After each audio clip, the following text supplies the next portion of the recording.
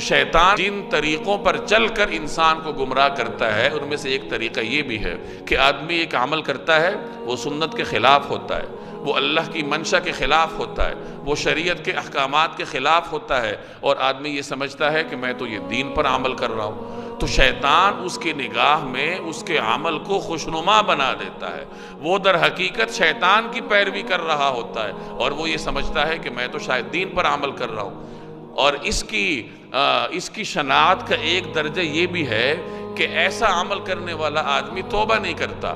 توبہ تو اس وقت کرے گا جب اس کو برا سمجھے گا، اس نے تو اس کو اچھا سمجھ کر کیا ہے تو توبہ کیسے کرے گا؟ توبہ تو آدمی اس وقت کرتا ہے جب ایک عمل کو وہ برا سمجھ کر کرے، اس کی وجہ سے اس کے دل پر بوجھ ہو تو بعد میں وہ توبہ بھی کرے گا۔ ایک عمل کسی شخص نے کیا ہی دین کی نیت سے ہے، شیطان نے اس کے لیے اس عمل کو خوشنما بنایا ہے، اس کا دل تو اس پہ مطمئن ہوگا، وہ توبہ کہاں سے کرے گا؟ تو یہ بہت خطرناک بات ہوتی ہے کہ آدمی کوئی عمل کرے